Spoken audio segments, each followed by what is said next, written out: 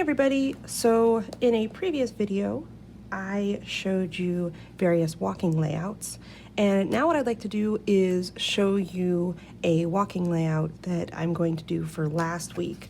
So last week I actually did do a walking layout in my planner. I showed this in another video, but basically I journaled on the left hand side, used this for deco, and then I kind of wrote my steps and wrote my active minutes. So I kind of felt like journaling was, it was a little hard for me to say something every single day, and I think I'd find it more valuable to say things more like highlights and things like that. So just to kind of recap, I also did this walking layout a couple weeks ago, and I think I like the simplicity more of this walking layout. So what I'm going to do is I am going to kind of recreate this in this same week.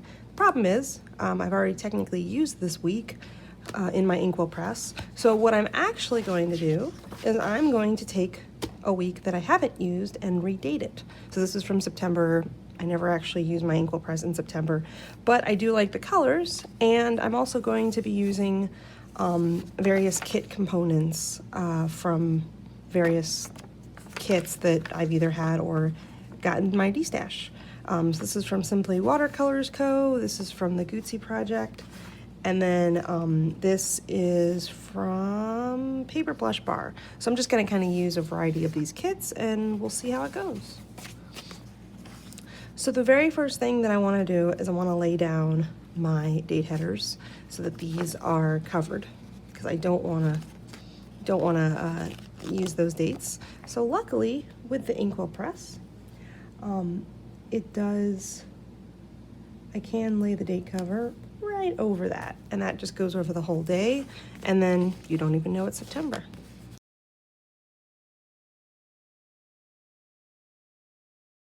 Let's see, that one's a little crooked.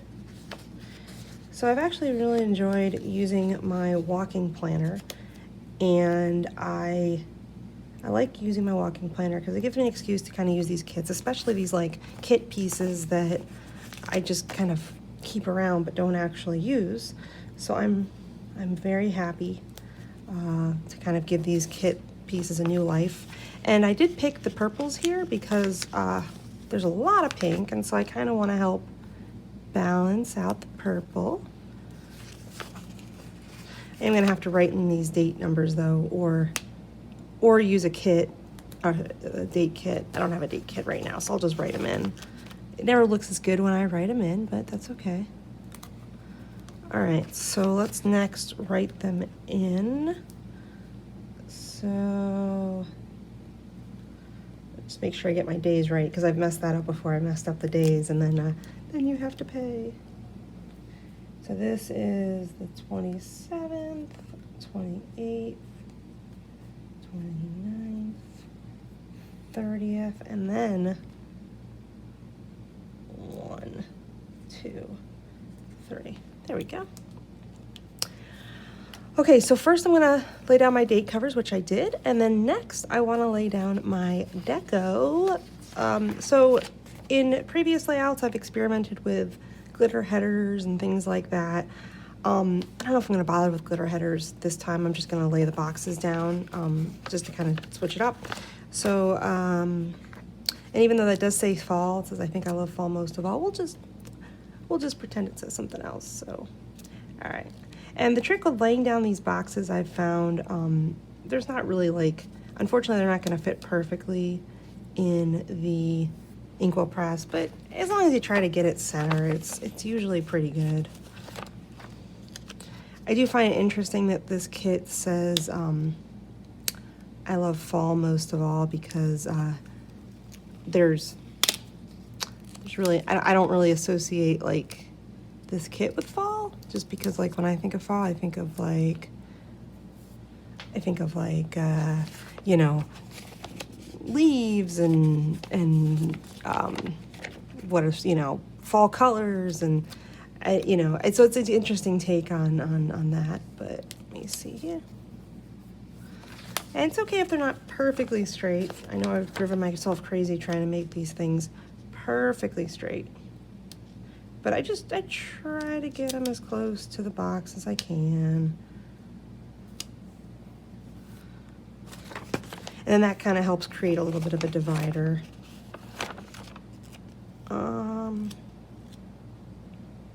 Here, I'll put this one here. Like I said, I think it's always good to use your stickers, even if I know sometimes I have like Halloween stickers that I'm like, oh, I don't want to use those till it's Halloween, and so and of course Halloween rolls around, you've got all these kits that you've been saving, and now you have no stickers to use. Or sorry, you have too many stickers to use, I should say. So you know, don't be afraid to use your kits when it's not that time of year. That one's a little bit tight, but it's okay. And then we're gonna put this one down. These are tough to lay down. I used to use the vinyl. I found is because these are this kind of sticker that, you know, when it sticks down, it sticks. So that's good. Okay, so that's my full box deco. So now I'm actually going to use the stickers from this side because I think these would make really good like tracking my active minutes. So I'm going to be doing that too. So let me go ahead and lay those down, and I'll just put those on top of the box just to kind of give it a little bit of whirl. And some of these boxes are curved and some of them are straight, but we'll just deal with it all.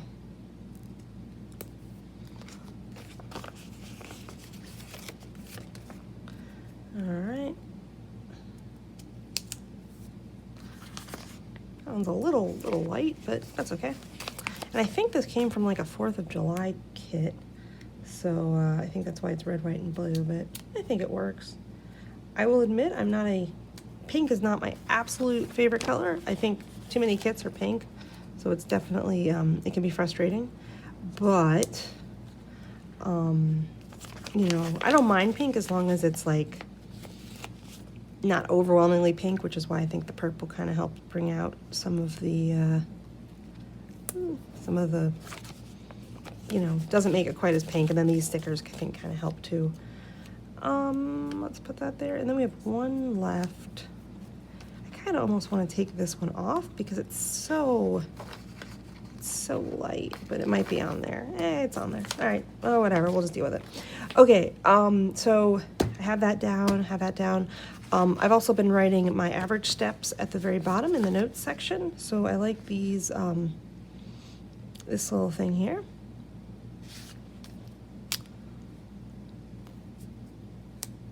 And then I think I also put my total there as well. All right, so now let's go ahead and let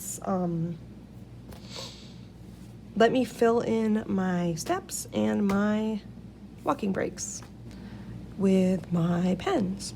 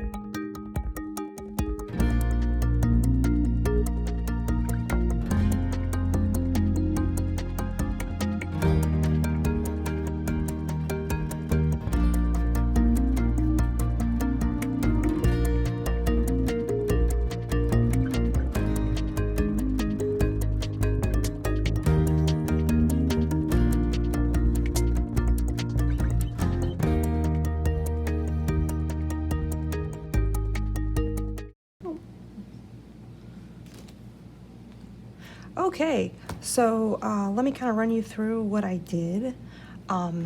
So first we have the active minutes. So I just kind of go by what Fitbit tells me. So I just kind of put this number in here. These are my active minutes, and I will actually show you on my phone. What I do is I go to right here, this lightning bolt, and then this is my active minutes. So we can see these are the numbers that correspond to here. So I just kind of write them down because sometimes I might be walking, but I might not register it as a walk break.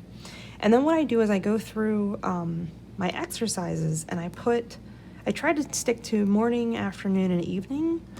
So if I did something in the morning and then I did something in the evening, and you can see I didn't take afternoon walk breaks because it was just kind of hot here in Vegas. So you know, just little heads up. But here, this was an evening walk, so I actually did not take any walks in the morning. I just did an evening walk that my Fitbit actually registered as a walk. This day was my best day. So actually what I'm gonna do is I'm gonna do a little flag here to indicate that that is my highest step count, just to kind of put best day. Best day. So by far that was 21,000 steps. And the reason I got that was because I was trying to go for a 10K. So I'm part of this rock and roll marathon virtual challenge thing. And if you walked an entire 10K, you got like a special badge. And so I actually wanted to do it this day, but I didn't quite make it. So I did it this day, and the trick was I did it in spurts because it was a little too hot to do it all at once, but I did.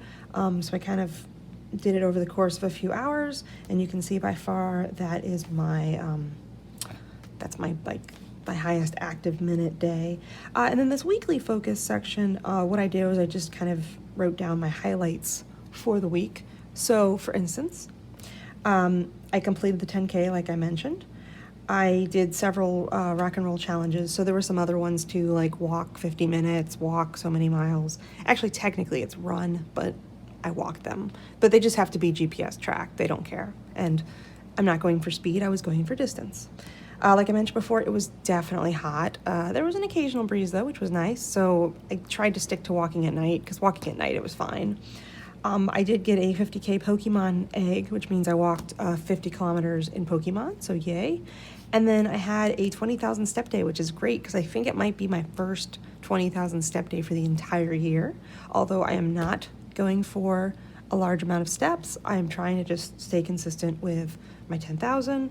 I really want to do 12,000 every day this week, but unfortunately, Monday I was just so tired I couldn't quite do it. But I did stick to my 10,000. You can see my average was 14,000, which is pretty awesome. And then my total was 104,000, which was really, really cool. So anyway, that is my walking spread for this week. I'm pretty proud because, you know, we're being quarantined and I have to kind of be creative about how I spend my time. But yeah, I'm really proud with how this turned out, and I'll kind of continue to do more layouts and things like that. But thank you very much for joining me and coming along my walking journey. And I'm excited to make more of these spreads. Keeps me motivated.